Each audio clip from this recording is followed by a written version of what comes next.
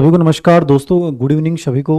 हमारा टॉपिक चल रहा है इंटेलिजेंस, बुद्धि। कल हमने स्टार्ट किया था, बड़ा छोटा सा टॉपिक है और बहुत सीधा सा टॉपिक है। मुझे लगता है कि मनोविज्ञान में यदि सबसे कोई आसान टॉपिक है जहाँ से यदि डायरेक्ट और सीधा प्रश्न आता है तो इंटेलिजेंस है। बाकी टॉपिक में कहीं ना कहीं अंडरस्टैंडिंग की जरूरत होती है, कहीं ना कहीं समझ की जरूरत होती है, कहीं ना कहीं भाषा में आपको उलझा सकता है एग्जामिनर। लेकिन मुझे लगता है कि यदि बुद्धि टॉपिक को थोड़ा सा सरसरी तौर पे आपने देख लिया, बुद्धि को सरसरी तौर पे समझ लिया। ये लाइट भी मुकेश जी बंद की चल रही है अभी।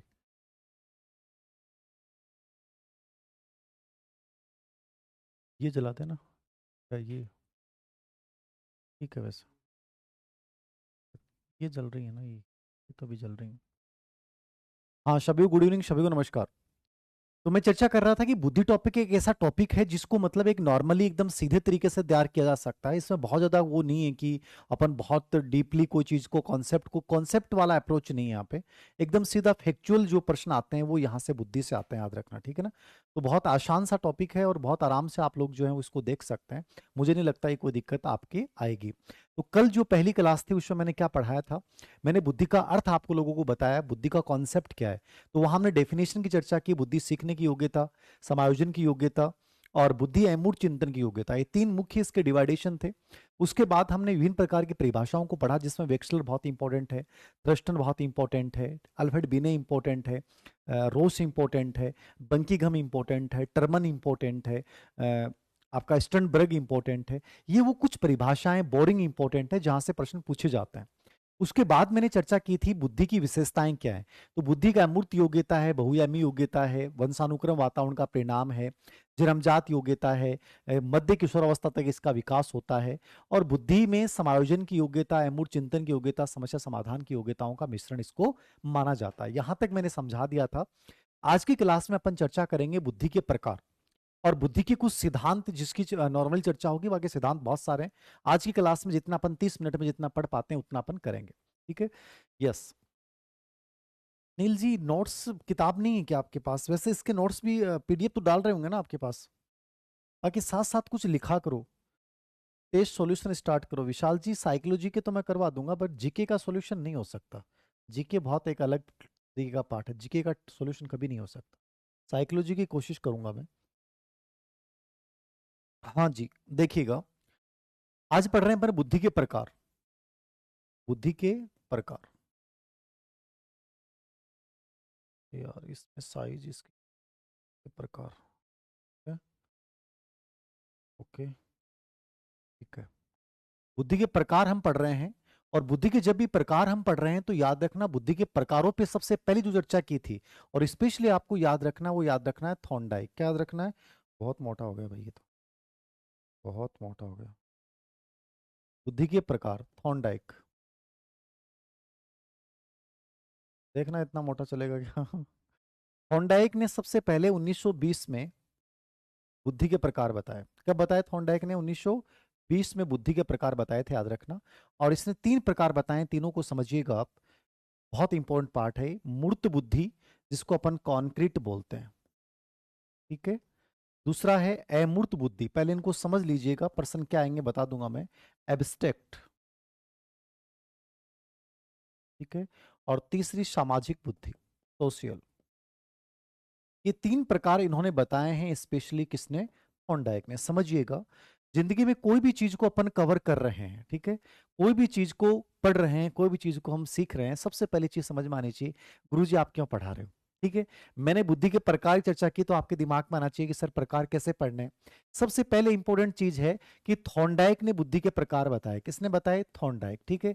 कब बताए थॉर्नडाइक ने? सबसे पहले बुद्धि के प्रकार बताए 1920 में।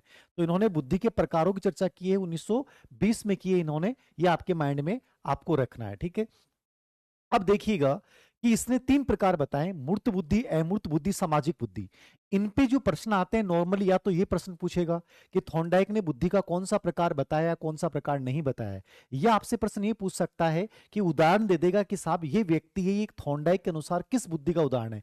तो आपको ये समझ में आना चाहिए गुरुजी कॉन्क्रीट इंटेलिजेंस क्या होती है, एब्स्ट्रैक्ट इंटेलिजेंस क्या होती है, और सोशल इंटेलिजेंस क्या होती है। तो अर्थ समझ में आना चाहिए। तो मूर्त का मतलब क्या है समझिएगा आप, ठीक है। मूर्त क्या है, कॉन्क्रीट क्या है, समझिएगा। देखिए, मूर्त का मतलब है जो हमें दिखाई दे रहा है। जो आपके सामने प्रत्यक्ष है, जो चीज मुझे दिखाई दे रही है, यानी कोई भी प्रत्यक्ष वस्तु को मैंने लिया और उस वस्तु के स्वरूप में मैं बदलाव जो लाऊंगा, कोई भी प्रत्यक्ष चीज मैंने ली और उसको परिवर्तन करने की जितनी भी योग्यताएं शामिल होती हैं, वो सब मूर्त बुद्धि में होती हैं। इसलिए मूर्त बुद्धि का जो संबंध होता है ना, वो कारीगर से होता है, यानी इसका संबंध मशीन से है। इसलिए इसको एक शब्द बोला जाता है, व्यवहारिक बुद्धि। ये प्रश्न आया हुआ रिट में, व्यवहारिक बुद्धि किसे कहा जाता है, स्थूल बुद्धि किसे कहा जाता है, ठीक है, कामक बुद्धि किसे कहा जाता है। तो गामक शब्द, व्यवहारिक शब्द और स्थूल बुद्धि, प्रैक्टिकल इंटेलिजेंस मूर्त बुद्धि को बोला जाता है, क्योंकि इसका संबंध किससे है, मशीन से है। ठीक है, इसका संबंध किससे है, हाथ की कुशलता से है। ये दो वर्ड याद रखना आप, ठीक है, एक तो मशीन शब्द याद रखना, ठीक है, यंत्र शब्द याद रखना, और एक हस्त कुशलता, हस्त कुशलता, ये दोनों वर्ड याद रखना। जिस बुद्धि का संबंध मशीन से है, जिस बुद्धि का संबंध हाथ की कुशलता से है, वो मूर्त बुद्धि है। अब याद रखना, इसमें गिनती के 4-5 एग्जाम्पल आपको याद रखने हैं। कारीगर जो होता है उसमें मूर्त बुद्धि होती है, क्योंकि उसमें हाथ की कुशलता शामिल है और वो प्रत्यक्ष वस्तुओं को नया स्वरूप प्रदान करता है। ठीक है, आपने उसको पत्थर लाके दिए, उसको ईंट लाके दी और पत्थर ईंट से उसने एक मकान का निर्माण कर दिया। ठीक है, तो मूर्त रूप से वस्तुओं को बदल देना, मूर्त वस्तुओं की सहायता से किसी चीज को नया रूप दे देना, वो क्या है, मूर्त बुद्धि कहलाती है। तो जिसका संबंध मशीन से है, जिसका संबंध यंत्रों से है, जिसका संबंध हस्त की कुशलता से है, उसको अपन कौन सी बुद्धि बोलते हैं, मूर्त बुद्धि बोलते हैं। कौन सी बुद्धि बोलते हैं, उसको अपन मूर्त बुद्धि बोलते हैं, कॉन्क्रीट इंटेलिजेंस बोलते हैं, याद रखना। और इसमें कौन आता है, तो इसमें कारीगर आ जाएगा, मैकेनिक आ जाएगा, ठीक है, कंप्यूटर ऑपरेटर एग्जाम में आया हुआ है, और जितने भी बिजनेसमैन होते हैं ना, व्यवसायी, उद्योग धंधे करने वाले, वो सब लोग कौन सी बुद्धि में आएंगे, तो मूर्त बुद्धि में। ये समझ में आया हल्का सा। लिखना चाहो तो आप ये लिखेंगे, जो बच्चे लिखना चाहते हैं वो लिखेंगे।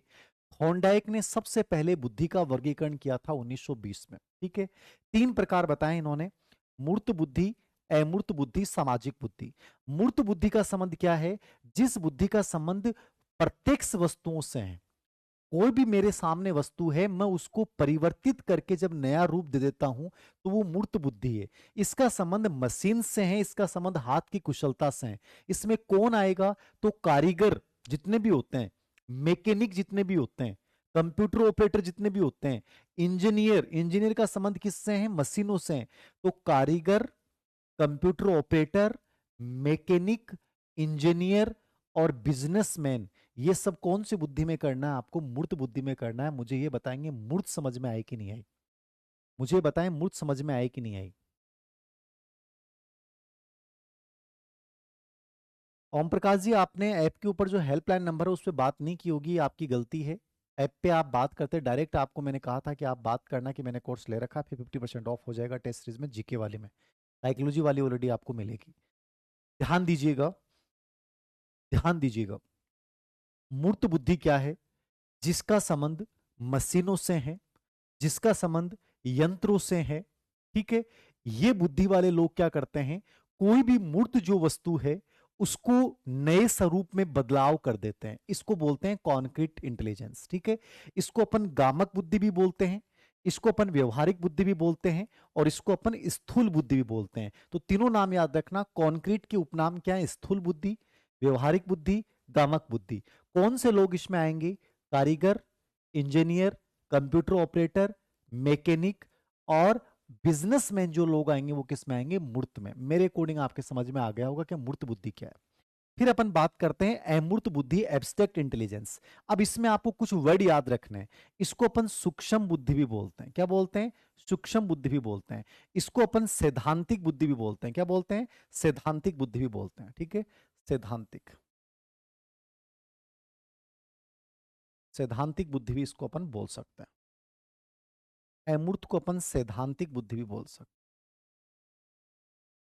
तो सूक्ष्म या सैद्धांतिक बुद्धि किसे कहा जाता है, अमूर्त को, एब्स्ट्रैक्ट को। अब अमूर्त का संबंध क्या है, 4-5 वर्ड याद रखना। ठीक है, अमूर्त में कोई भी एग्जांपल आएगा तो याद रखना है, जिस बुद्धि का संबंध शब्द से, पुस्तकीय ज्ञान से, जिस बुद्धि का संबंध शब्द से, पुस्तकीय ज्ञान से, संकेत से, प्रतिमा से, सूत्रों से, फार्मूलों। अब ये वर्ड याद कर लेना। जिस बुद्धि का संबंध किताबी ज्ञान से है, शब्दों से है, संकेतों से है, प्रतीकों सिंबल से है और फार्मूला यानी सूत्रों से है, उस बुद्धि को अपन क्या बोलते हैं? अमूर्त बुद्धि बोलते हैं, एब्स्ट्रैक्ट इंटेलिजेंस बोलते हैं। समझ में आया कि नहीं आया? वो बुद्धि जो प्रत्यक्ष रूप से दिखाई नहीं देती है, जिसमें स्पेशली किताबी ज्ञान आता है, शब्दीय ज्ञान आता है, संकेत आते हैं, सिंबल आते हैं, प्रतीक आते हैं, फार्मूले आते हैं। जैसे सेकंड ग्रेड में एक प्रश्न पूछा गया कि गणितज्ञ किस बुद्धि का उदाहरण है, तो गणितज्ञ किस बुद्धि का उदाहरण है? अमूर्त का। क्यों? गणितज्ञ का संबंध किससे है? सूत्रों से। प्रश्न पूछा गया है सेकंड ग्रेड में आरपीसी में, पेंटर किसका उदाहरण है? अब पेंटर का संबंध किससे है? संकेत और प्रतिमा, प्रतीकों से होता है। तो प्रतिमा, प्रतीक और संकेत, इसका संबंध किस बुद्धि से? अमूर्त। तो जितने भी कहानीकार हैं, जितने भी दार्शनिक हैं, ठीक है, कलाकार हैं, स्पेशली मूर्तिकार, वास्तुकार, ठीक है, चित्रकार, ठीक है, इनका संबंध संकेत से है, प्रतिमाओं से है।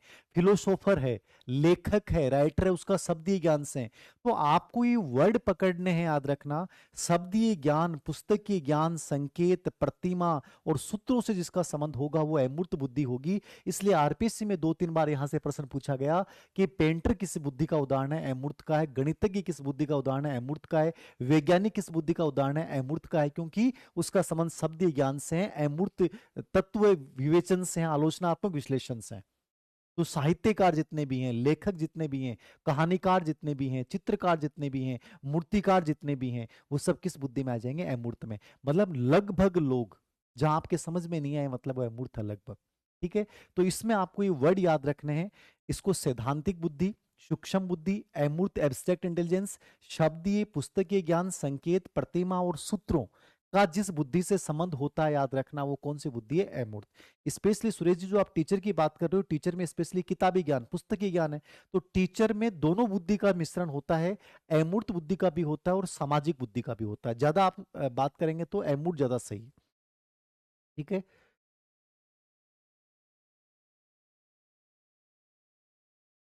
ओके। संचिता जी को आप देखिए, टेस्ट सीरीज अपलोड हो गई थी, आप अपने फोल्डर में जाके देखिए, टेस्ट सीरीज का फोल्डर बना हुआ है। और यदि समझ में नहीं आए तो अवन एजुकेशन का हेल्पलाइन नंबर पे बात करना।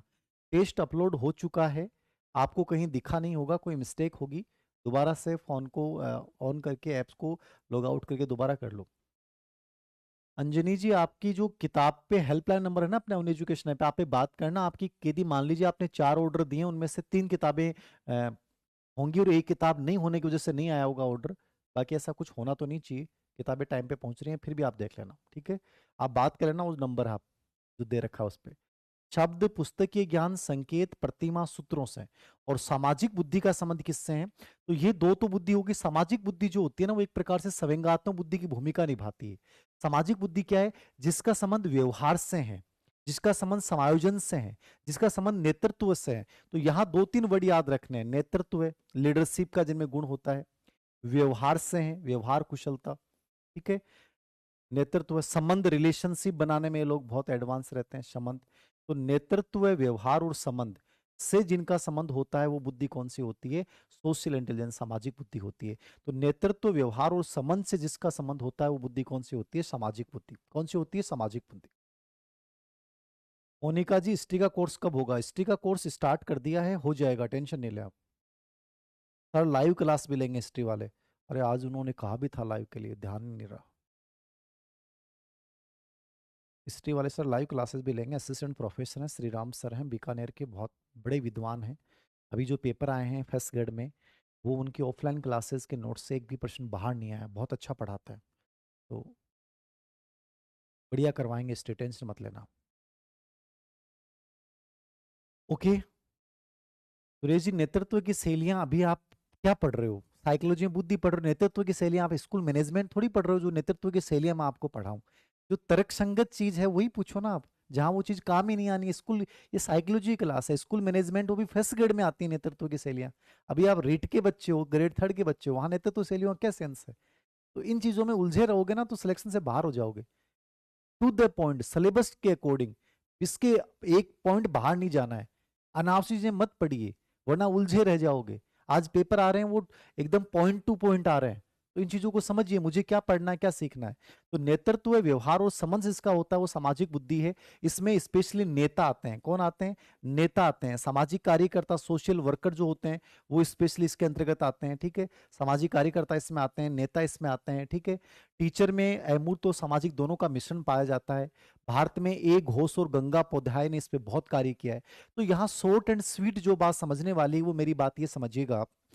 थॉर्नडाइक ने 1920 में बुद्धि के प्रकार बताए, तीन: मूर्त, अमूर्त, सामाजिक। तीनों के उपनाम याद रखने हैं, ठीक है। मूर्त को गामक बुद्धि, व्यवहारिक बुद्धि, स्थूल बुद्धि कहते हैं। मशीनों और यंत्र और हस्त कुशलता से इसका संबंध है। कारीगर, मैकेनिक, इंजीनियर, बिजनेसमैन इसमें आते हैं। अमूर्त बुद्धि में शब्द, संकेत, प्रतिमा, संकेत, सूत्रों से इसका संबंध होता है, ठीक है। इसको सूक्ष्म बुद्धि और सैद्धांतिक बुद्धि भी कहा जाता है, ठीक है।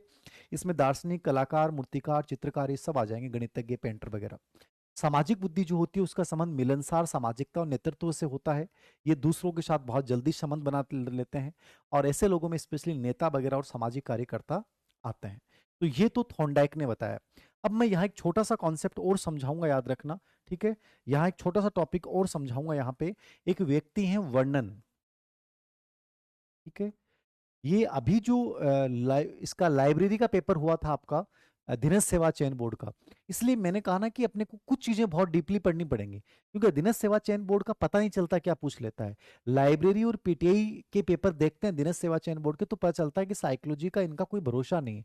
इसलिए कुछ चीजें अपने को इस लेवल पे पढ़नी पड़ेंगी। तो वर्णन जो है, इन्होंने क्या बताया, वर्णन ने क्या बताया ये समझिएगा आप। वर्णन ने इन्होंने क्या बताया, वर्णन ने क्या बताया है कि इन्होंने कहा कि बुद्धि के तीन अर्थ हैं। मतलब इन्होंने बुद्धि के तीन अर्थ बताए, ठीक है। एक इन्होंने बताया बुद्धि जननिक रूप में होती है। क्या होती है? जननिक रूप में, जिसको इन्होंने जीनोटाइप बुद्धि कहा है। क्या कहा है? जीनोटाइप। अब जीनोटाइप बुद्धि क्या होती है, ठीक है। जननिक बुद्धि क्या होती है, जीनोटाइप बुद्धि क्या होती है? तो जननिक का मतलब होता है जो वंशानुक्रम में प्राप्त होती है, उसको इसने जीनोटाइप बोला है। तो ये अभी जो पीटीआई का पेपर था नहीं, या उसमें रिट में आया था आपके, जीनोटाइप फिनोटाइप, तो मैंने कहा था कि किसी किताब में नहीं मिलेगा, उन्हीं में जरूर मिलेगा। तो अपनी वाली किताब में बुद्धि में मैंने इसको डाल रखा था, ठीक है। तो नॉर्मली इन चीजों को अपन इग्नोर कर देते हैं। तो रिट में था पर्सन, ठीक है ना। रिट में पर्सन, जो पर्सन कहीं और नहीं मिलेंगे वो उन्हीं में जरूर दे रखे थे मैंने। तो कुछ चीजें ऐसी डीपली मैंने खुद डाली हैं। हो सकता है मैंने भी शायद ऑफलाइन क्लासेस में इनका चर्चा नहीं की हो, लेकिन ये प्रश्न आने का मतलब ये है कि हमें कहीं ना कहीं चीजें पढ़नी पड़ेंगी। तो जिनोटाइप बुद्धि किसे कहा जाता है, ठीक है। जिनोटाइप बुद्धि किसे कहा जाता है? तो जीनोटाइप हुआ जो वंशानुक्रम, तो लिखना चाहो तो लिख लेना इसमें, जीनोटाइप क्या है? जो वंशानुगत होती है, ठीक है ना। जो वंशानुगत होती है उसको अपन क्या बोलते हैं? जीनोटाइप। ये वंशानुक्रम आधारित होती है, वंशानुक्रम। इसी को हेब ने ए बुद्धि कहा था। हेब ने क्या कहा था? ए बुद्धि। हेब ने इसको ए बुद्धि या ए बुद्धि कहा था, याद रखना। जो वंशानुक्रम के रूप में प्राप्त होती है वो जननिक बुद्धि है, इसको जीनोटाइप कहते हैं, ठीक है। और दूसरी इसने बताई थी फिनोटाइप। क्या बताई? प्रेक्षित व्यवहार के रूप में, ठीक है। प्रेक्षित व्यवहार के रूप में। दूसरी बुद्धि को इसने बताया था प्रेक्षित व्यवहार। अब प्रेक्षित व्यवहार के रूप में बुद्धि को इसने क्या नाम दिया था? फिनोटाइप। क्या नाम दिया था? फिनोटाइप बुद्धि। फिनोटाइप क्या होती है? जो वंशानुक्रम वातावरण दोनों की अंतः क्रिया का परिणाम होती है, ठीक है ना। यानी एच और ई दोनों का अंतः क्रिया का परिणाम बुद्धि जो होती है, उसको इसने प्रेक्षित व्यवहार बोला है। अब यहां रेट में आपके प्रश्न था कि ऐसी कौन सी बुद्धि है जिसमें शारीरिक और मनोवैज्ञानिक दोनों विशेषताएं होती हैं। तो शारीरिक का मतलब वंशानुक्रम हो गया, और मनोवैज्ञानिक मतलब इन्वायरमेंट। तो शारीरिक और मनोवैज्ञानिक, ठीक है। शारीरिक और मनोवैज्ञानिक दोनों विशेषताओं का मिश्रण जो बुद्धि होती है वो कौन सी होती है? फिनोटाइप होती है। कौन सी होती है? फिनोटाइप। तो ये प्रश्न आया था, याद रखना, रेट में। तो जीनोटाइप बुद्धि क्या होती है? जो वंशानुक्रम के रूप में प्राप्त करते हैं आप, जन्मजात रूप से। और वंशानुक्रम सबसे अधिक प्रभावित करता है अपने फिजिकल स्ट्रक्चर को, ठीक है। प्रेक्षित व्यवहार के रूप में, ऑब्जर्वेशनल बिहेवियर के रूप में, ठीक है। ये बुद्धि होती है फिनोटाइप। कौन सी होती है? फिनोटाइप। फिनोटाइप बुद्धि में क्या विशेषताएं होती हैं, तो इसको नोट कर लेना। फिनोटाइप बुद्धि वो होती है जिसमें शारीरिक और मनोवैज्ञानिक दोनों विशेषताएं होती हैं। क्या होती हैं?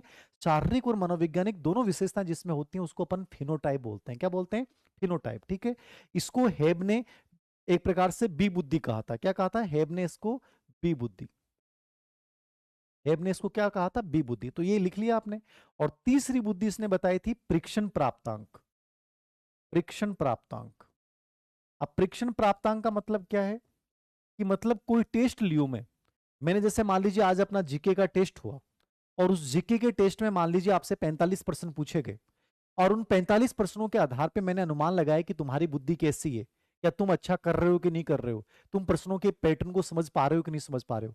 ठीक है, तो वो जो एक प्रकार से आपका टेस्ट लिया गया, और वो टेस्ट के आधार पे मैं अनुमान लगाऊं कि तुम्हारी बुद्धि कैसी है, तो वो बुद्धि क्या कहलाएगी? प्रेक्षण प्राप्तांक वाली बुद्धि कहलाएगी। क्या कहलाएगी? प्रेक्षण प्राप्तांक। इसको बोला है प्रेक्षण प्राप्तांक के रूप में। ठीक है, और हेब ने इसको क्या बोला था? सी। इसका वैसे कोई नाम नहीं दिया, बस प्रेक्षण प्राप्तांक। हेब ने इसको सी बुद्धि कहा है। तो ये नोट कर लेना, अच्छा पाठ है। सर जी आईसीटी में तो काम निकाला आपने। लाला राम जी, आईसीटी राजस्थान में इससे बेटर तो कोई करवा नहीं सकता। राजस्थान के जो सबसे बेस्ट टीचर है उनसे आईसीटी करवाइए। अब कह रहे हो काम निकाला है, काम कैसे निकालते हैं मुझे बता दो आप। काम निकालने का मतलब क्या होता है ये समझाओ थोड़ा सा मेरे को अपनी भाषा में। ठीक है, तुम ये चाहते हो कि आईसीटी के रूप में मैं कहानी पढ़ा दूं तुम्हें, मनोरंजन करवा दूं, और वो मनोरंजन पढ़ के तुम बहुत खुश हो जाओ, ऐसा हमारा उद्देश्य नहीं है। हमारे इस ऐप का तो उद्देश्य कदापि नहीं है कि आपका इंटरटेनमेंट हो जाए, और वहां से क्या है क्या नहीं है कोई मतलब नहीं है। जो राजस्थान के सबसे बेस्ट टीचर हैं कंप्यूटर के, उनसे करवाया है। ठीक है, और पहले जो वीडियो डाले थे उनको दोबारा हटवा के और नए सिरे से करवाया है। फिर भी कह रहे हो काम निकाला, काम निकाला है। तो माफ करना, इससे बेटर मेरे से तो नहीं हो सकता। आपको जहां भी बेटर लगता है वहां पढ़ सकते हैं, कर सकते हैं, इससे बेटर मैं नहीं करवा सकता। ठीक है, और मनोरंजन के नाम पे कुछ नहीं हो सकता, एंटरटेनमेंट नहीं हो सकता कि आप ये चाहो कि कहानियां और चुटकुले सुना के और टाइम पास करके आपको टेस्ट करवा, वो कोर्स करवा दीजिए। ऐसा हमारा उद्देश्य नहीं। इंटरेस्टिंग से ज्यादा हमारा इंपॉर्टेंट है कि वो एग्जाम में कितना उपयोगी रहता है। एग्जाम ओरिएंटेड पढ़ाना ये मोस्ट इंपॉर्टेंट एम है हमारा। ठीक है, तो इन चीजों से ऊपर उठ जाइए। अब बहुत टाइम गया तुम्हारा आनंद लेने वाला। अब टाइम जो है ना वो कुछ करने का है, पढ़ने का है, और सीरियस हो जाओ जिंदगी में। ये 2 महीने बच्चे हैं ना, नहीं पिछड़ते फिरोगे तुम्हारी जिंदगी में इतनी वैकेंसियां नहीं आएंगी। और इतनी सारी वैकेंसी में तुम सिलेक्शन नहीं लेते हो, इन 40,000 45,000 वैकेंसी में तुम सिलेक्शन नहीं लेते हो, तो मैं कहता हूं लानत होगी तुम लोगों पे। ईमानदारी से बोल रहा हूं, लानत होगी तुम पे। चुल्लू भर पानी में डूब मरने की स्थिति हो जानी चाहिए हमारी, यदि 45,000 पोस्ट में मैं अपना सिलेक्शन नहीं ले पा रहा हूं। 45,000 पोस्ट में, इस भीड़ तंत्र में जिसका अधिकतर को ये नहीं पता कि सिलेबस क्या है, इन 45,000 में जिसको अधिकतर को ये नहीं पता है कि पढ़ाई कैसे होती है, जिनमें अधिकतर को ये नहीं पता है कि क्वेश्चंस कैसे आते हैं, जिनको ये नहीं पता होता है एग्जाम पैटर्न क्या होता है, और तुम उसमें भी यदि तुम नहीं ले पाते हो, तो मैं ये कहता हूं कि फिर वास्तव में अपने अस्तित्व के ऊपर प्रश्न चिन्ह लगाने वाली बात है। ये समय मनोरंजन का नहीं है, ये समय कुछ कर दिखाने का है, जुनून पैदा करने का है। तो अपने आपकी वाइब्रेशन को एक दिशा में लेके चलिए, ये वक्त लौट के नहीं आएगा, याद रखना। वर्णन ने इसके 3 अर्थ बताए हैं। जननिक बुद्धि, जननिक बुद्धि का मतलब क्या है? जीनोटाइप। जीनोटाइप का मतलब मैंने बता दिया, जो वंशानुक्रम से प्राप्त बुद्धि है। नंबर 2 पे मैंने बताया प्रेक्षित व्यवहार। प्रेक्षित का मतलब ऑब्जर्वेशनल बिहेवियर। तो ऑब्जर्वेशनल बिहेवियर क्या है? ऑब्जर्वेशनल बिहेवियर का मतलब है जो वंशानुक्रम वातावरण दोनों की अंतः क्रिया से बुद्धि तैयार होती है। तो उसमें शारीरिक विशेषताएं भी होती हैं, मनोवैज्ञानिक भी होती हैं। इसको बोला था फिनोटाइप। और तीसरी बुद्धि है प्रेक्षण प्राप्तांक के रूप में। ये जो होती है वो मैं टेस्ट के माध्यम से आइडिया लगाऊं कि साहब मैंने आपका टेस्ट लिया और उस टेस्ट में तुम्हारे नंबर कितने आए, 90% आए, 70% आए, 80% आए, 50% आए, 40% आए, और मैंने कह दिया कि यार ये बच्चा बड़ा इंटेलिजेंट है। तो ये जो बुद्धि है वो हेब ने इसको सी बोला है। इसने इसको कोई नाम नहीं दिया, जैसे जीनोटाइप और फिनोटाइप नाम दिया वैसा कोई नाम नहीं दिया गया है। तो याद रखना, हेब ने पहली बुद्धि जीनोटाइप को ए बोला था, फिनोटाइप को बी बोला है, और इसको सी बोला है। लाला राम जी मेरी तरह कैसे पढ़ाएगा कोई टीचर, आप ये सोचिए। धीर सिंह धाबाई अपना एक संस्करण है। ठीक है, धीर सिंह धाबाई अपना एक संस्करण है। हर व्यक्ति अपना एक एडिशन होता है। अब हर का पढ़ाने का एक अलग तरीका है। राजस्थान में साइकोलॉजी बहुत सारे लोग पढ़ाते होंगे, ठीक है, लेकिन मैं मेरा अपना एक विशिष्ट तरीका हो सकता है, उनका अपना एक बेस्ट तरीका हो सकता है। कोई को कोई पसंद आ जाता है, कोई कोई पसंद आ जाता है। अरे मैं तो आप पसंद तो आने लग गया, पहले मेरे को कोई पसंद ही नहीं करता था। क्यों नहीं करता था? क्योंकि प्रश्न पेपर इजी आता था, इजी आता था तो लोग 2014-15 तक तो लोग मेरी किताब तक नहीं खरीदते थे। ये तो लोगों को पता चला ना कि पेपर का लेवल क्या आ रहा है, तब मेरे को पसंद किया है आप लोगों ने। वरना तो जयपुर में एक दो नाम थे, बस उनके पुजारी थे जो 20 घंटे में साइकोलॉजी को पढ़ा के, जय श्री राम, 20 घंटे में मनोविज्ञान को पढ़ाया, कहानी सुनाई, कबूतर कबूतरी एक दूसरे से भिड़े, मतलब आईपी पावलो को भी कबूतर कबूतरी से जोड़ के पढ़ाते थे यार, हद हो रहा है। हर चीज में प्रेम को जोड़ दिया, हर चीज में रोमांस को जोड़ के। बच्चे लड़के होते थे जयपुर में, बताएं आपको, अधिकतर लड़के ज्यादा होते हैं, लड़कियां कम होती हैं। तो बेचारे पूर्व राजस्थान वाले बच्चों को बस कबूतर कबूतरियों की कहानियां सुनाई, बच्चे ताली बजा बजा सामने सुंदर सुंदर स्वरूप होते थे और आनंद आ जाते थे। अब पेपरों का जब लेवल आया ना तो चश्मा उतरा लोगों का कि यार सीरियस होना पड़ेगा, गंभीरता के साथ पढ़ना पड़ेगा, कॉन्सेप्ट समझने पड़ेंगे, डीपली मनोविज्ञान में जाना पड़ेगा, तब जाके थोड़ा बहुत हमारे जैसों का ध्यान गया आप लोगों की तरफ। वरना तो ये देखता ही को नहीं। लड़का तो दम ही पसंद को नहीं आवे, लड़का की विशेषता हुआ है, लड़का सामने यदि कोई बहुत बढ़िया, आप समझ जाओ, ठीक है ना, फिर चाहे अगलो कुछ भी मत पढ़ाओ, बस एकदम से 3 घंटे, अरे यार ठीक है, कम से कम दर्शन तो हो रहे हैं, ठीक है, मतलब अरे बेटा 3 घंटे में तुमने सीखा क्या, वो इंपॉर्टेंट नहीं है, बस ठीक था सर, माहौल अच्छा था, रौनक अच्छी थी, बस। अरे बेटा, तो ये माहौल अब बदल गया, अब बच्चों को लगने लग गया बेटा नौकरी जरूरी है, ये माहौल के चक्कर में रह जाएंगे, कहीं ना कहीं कोचिंगों में झाड़ू कर निकालते फिरेंगे। माहौल बनना है ना तो कम से कम पहले एक बार अपनी औकात को सुधारना, अपनी एक आइडेंटिटी बनानी है, तब जाके इन लड़कों को थोड़ा बहुत समझ में आया। नहीं तो ये केवल ताली बजाने वाले होते हैं, याद रखना। समझ में आ गया, वर्णन जननिक प्रेक्षित प्रेक्षण, ये याद रखना, ठीक है, ये याद रखना। हो गया ये पूरा, समझ में आ गया। एक शब्द और भी आता है, समाकलित बुद्धि, मैंने किताब में डाल रखा है, एक वर्ड डाल रखा है, आप इससे कंफ्यूज मत होना। समाकलित बुद्धि क्या होता है, ठीक है ना, मतलब जिस बुद्धि में वातावरण के साथ बालक के संबंधों को महत्व माना जाता है वो समाकलित बुद्धि होती है। किताब में डाल भी रखा है, लिखो तो लिख लेना, समाकलित बुद्धि क्या होती है, जिसमें बालक को वातावरण के साथ संबंधों को बहुत महत्व माना जाता है, वो समाकलित होती है। बट इसमें कोई प्रश्न नहीं आया, ठीक है ना। वह बुद्धि जिसमें संपूर्ण वातावरण से व्यक्ति के संबंध, ठीक है ना, व्यक्ति का समाज व वातावरण, समाज व वातावरण से संबंध पर बल दिया जाता है, ये बुद्धि समाकलित होती है। तो समाकलित बुद्धि समझ में आ गई ना।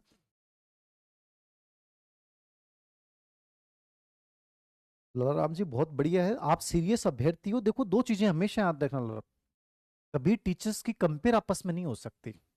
मेरा अपना एक तरीका है, दूसरा टीचर पढ़ाएगा उसका अपना एक तरीका होगा, ठीक है, हर टीचर का अपना एक तरीका होता है।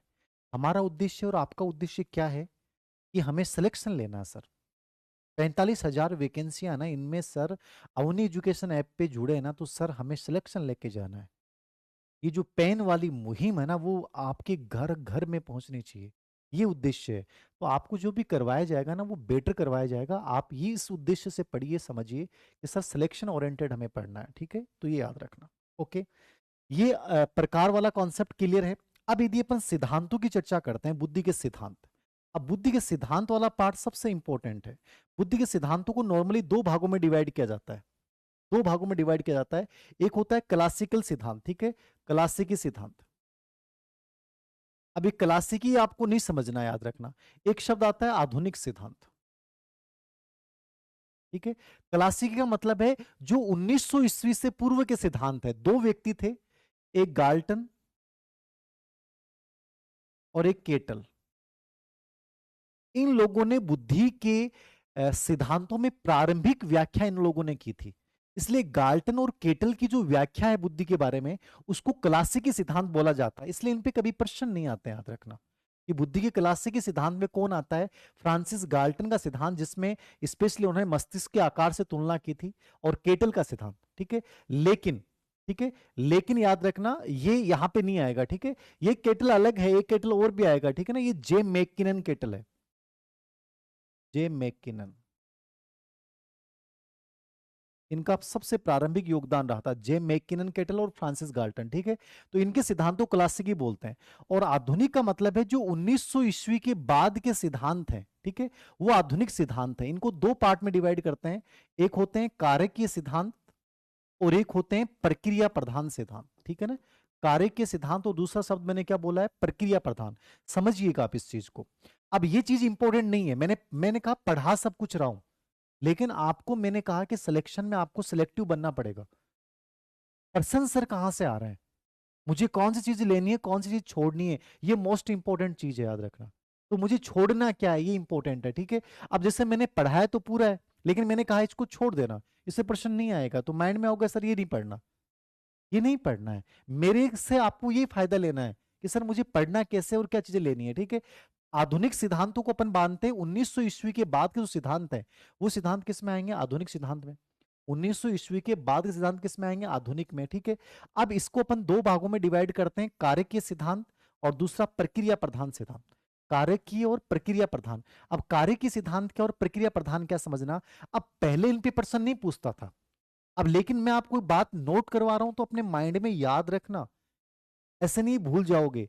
आजकल ऐसे प्रश्न आने लग गए कि इनमें से कौन सा कार्य के सिद्धांत में शामिल नहीं है, इनमें से बुद्धि का कौन सिद्धांत प्रक्रिया प्रधान में नहीं है।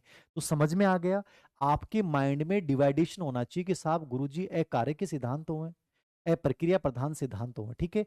प्रक्रिया प्रधान को मतलब है जो संज्ञानात्मक कार्यों की बात करते हैं। तो प्रक्रिया प्रधानों में गिनती क्या आते हैं, पियाजे का सिद्धांत, जेनसन का सिद्धांत, स्टर्नबर्ग का सिद्धांत,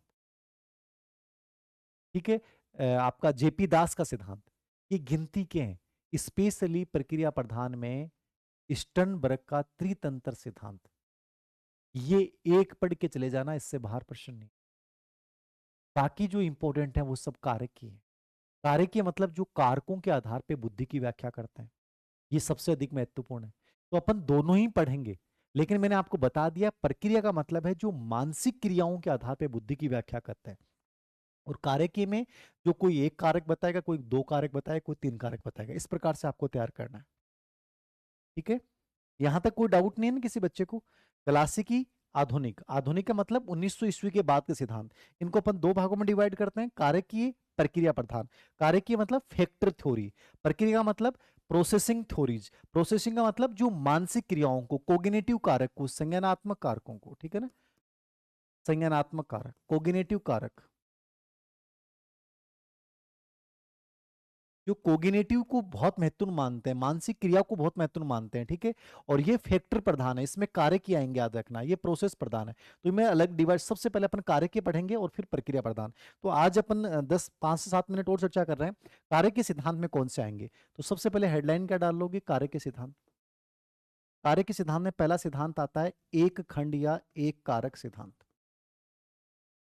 एक खंड या एक कारक सिद्धांत, ये किसने दिया था, वन फैक्टर, ठीक है। वन फैक्टर थ्योरी क्या है, वन फैक्टर थ्योरी क्या है। तो वन फैक्टर किसने दिया था, गाल्टन, नहीं अरे अल्फ्रेड बिने, मैं भी कंफ्यूज हो रहा हूँ ना, अल्फ्रेड बिने। इन्होंने 1903 में सिद्धांत दिया था, ठीक है। सहयोगी थे ट्रमन वेस्टर्न, बट ये नहीं पूछेगा ट्रमन वेस्टर्न इसके सहयोगी थे। आप तो ये याद रखना कि अल्फ्रेड बिने ने बुद्धि का पहला जो कार्य के सिद्धांत माना जाता है वो एक खंड या एक कारक सिद्धांत को, वन फैक्टर थ्योरी को माना जाता है। ये अल्फ्रेड बिने ने दिया था 1903 में। सिर्फ इतना याद कर लेना, ज्यादा कोई चांस नहीं है इसके ऊपर प्रश्न आने की। फिर भी यदि प्रश्न आए तो यहाँ पे क्या आ सकता है, कार्य के सिद्धांत में अपन पढ़ रहे हैं बुद्धि का एक खंड या एक तत्व सिद्धांत। एक खंड बोल दो, एक कारक बोल दो, वन फैक्टर थ्योरी इसको बोलते हैं। अल्फ्रेड बिने ने दिया है, 1903 में दिया है, ठीक है। टर्मन स्टन इसके सहयोगी थे। इन्होंने कहा कि बुद्धि के कोई खंड नहीं होते, बुद्धि क्या है, एक अखंड इकाई है। कौन सी इकाई है बुद्धि? यानी इन्होंने बुद्धि के कोई खंड नहीं मानते हुए बुद्धि को केवल एक अखंड इकाई कहा है, इसलिए इसको अपन बोलते हैं एक खंड एक कारक या एक तत्व सिद्धांत। किसने दिया? अल्फ्रेड बिने ने। ठीक है, इसलिए कई बार ये प्रश्न पूछ लेता है कि बुद्धि का निरंकुशतावादी सिद्धांत किसे कहा जाता है, तो आपका आंसर क्या होगा? एक खंड या एक कारक को बुद्धि का निरंकुशतावादी कहा जाता है। नोट लगा के लिखना चाहो तो लिख लो, ग्रेड थर्ड में कोई भरोसा नहीं किया जाए तो लिख लेंगे। एक खंड एक कारक सिद्धांत के प्रतिपादक अल्फ्रेड बिने 1903 में दिया। टर्मन स्टर्न सहयोगी हैं। ये कहते हैं बुद्धि के कोई खंड, बुद्धि का कोई कारक नहीं होता, बुद्धि एक अखंड कारक है। क्या है? बुद्धि एक अखंड कारक है। दूसरी चीज आपको याद रखनी है, इन्होंने कहा कि बुद्धि एक अखंड कारक है, इसलिए आपसे प्रश्न पूछ लेगा कि बुद्धि का निरंकुशतावादी सिद्धांत किसे कहा जाता है, तो निरंकुशतावादी सिद्धांत किसे कहा जाता है? एक खंड या एक कारक सिद्धांत। ये याद रखना, एक खंड या एक कारक सिद्धांत। यहां तक कोई दिक्कत नहीं है? एक खंड एक कारक अखंड सिद्धांत, अल्फ्रेड बिने, टर्मन स्टर्न सहयोगी, 1903। अखंड इकाई कहते हैं, निरंकुशतावादी सिद्धांत बोलते हैं। ठीक है, अब देखना दूसरा सिद्धांत पढ़ा रहा हूं, ये बड़ा इंपॉर्टेंट है, सबसे इंपॉर्टेंट है, बहुत प्रश्न आए हैं। और अभी जो आपकी पीटीआई और लाइब्रेरियन वाली एग्जाम हुई है उसमें यहाँ से एक प्रश्न बहुत ट्रेंड कर रहा है, तो ये इंपॉर्टेंट है आपके लिए। द्विकारक सिद्धांत, टू फैक्टर थ्योरी। ठीक है, तो टू फैक्टर थ्योरी किसने दिया है? टू फैक्टर थ्योरी किसने दिया है? स्पीयरमैन। ठीक है, बहुत इंपॉर्टेंट। स्पीयरमैन इंग्लैंड के मनोवैज्ञानिक थे, 1904 में इन्होंने सिद्धांत दिया। ठीक है, दो कारक इन्होंने बताए थे, एक जी कारक और दूसरा एस कारक। डिटेल से समझना, जी का मतलब होता है सामान्य बुद्धि और एस का मतलब होता है विशिष्ट बुद्धि। ये डिटेल से समझ में आना चाहिए। द्विकारक सिद्धांत किसने दिया? स्पीयरमैन ने। दो कारक बताए जी और एस, ढंग से समझ के जाना बहुत इंपॉर्टेंट है। जी का मतलब जो जन्मजात है, ठीक है, जो जन्मजात है, ठीक है, ये क्या है? अर्जित है, ये स्थिर है, स्टेटिक है, ये क्या है? परिवर्तनशील है, ये बदलती रहती है, इसके ऊपर प्रशिक्षण का प्रभाव नहीं पड़ता,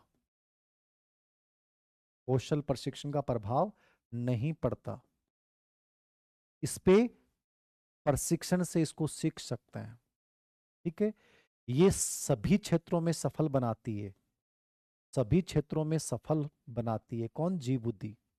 ये विशिष्ट क्षेत्र में, जैसे एक बच्चा संगीत में बहुत अच्छा है, डांस में बहुत अच्छा है, अभिनय में बहुत अच्छा है, तो ये संगीत नृत्य अभिनय या खेल में बहुत अच्छा है, तो ये विशिष्ट बुद्धि है।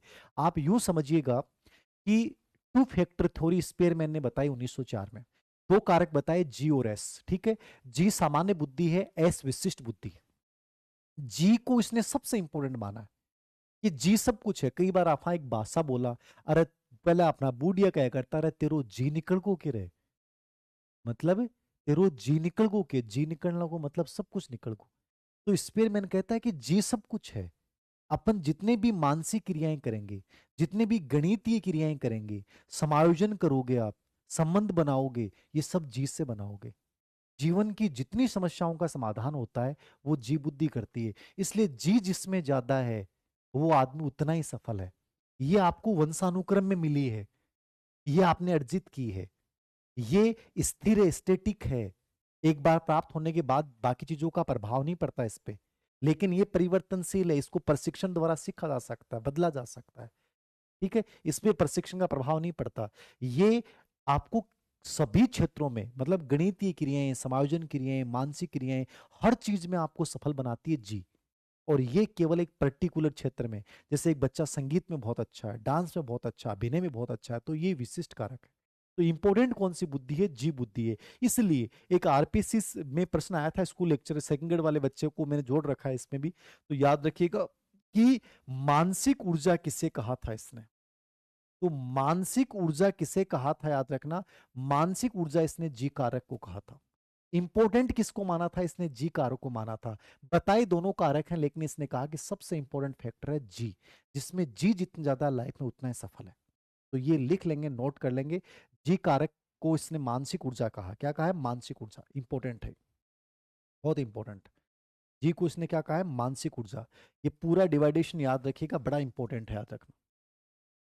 ये जन्मजात है, ये अर्जित है, ठीक है। ये सभी क्षेत्रों में सफल बनाती है, विशिष्ट क्षेत्र में ये स्टैटिक है, ये परिवर्तनशील है, इस पे प्रशिक्षण का प्रभाव नहीं पड़ता, इससे प्रशिक्षण का प्रभाव पड़ता है, ठीक है। ये विशिष्ट क्षेत्र, रंगीन चित्रकारी, कलाकार, ये एक क्षेत्र में एक बहुत बढ़िया, बाकी में सफल नहीं है, ये विशिष्ट बुद्धि है, ठीक है। एक चीज और मैं जो बता रहा था आपको कि जो आपकी पीटीआई और लेब असिस्टेंट में एग्जाम में प्रश्न आया था, वो ये आया कि इसने 1911 में क्या किया था, नोट लगा के लिखेंगे। 1911 में इसके सिद्धांत को त्रिकारक नाम दे दिया गया। त्रिकारक नाम क्यों दिया गया, इसने उन दोनों के बीच में एक नया कारक जोड़ दिया, समूह कारक। तो ये प्रश्न पीटीआई में अभी डिलीट भी कर दिया, गलत किया डिलीट, याद रखना। जी, जी फैक्टर, ग्रुप फैक्टर, इसने 1911 में, अब इसको डिलीट कर दिया, क्या इलाज हो, लेकिन गलत है ये। बहुत से बच्चे इस प्रश्न की वजह से बेचारे रह गए, जबकि ये रियल में सही है। स्पीयरमैन ने 1911 में अपने सिद्धांत में तीसरा खंड जोड़ा, जिसको उसने नाम दिया था सामूहिक खंड। क्या नाम दिया था, सामूहिक खंड।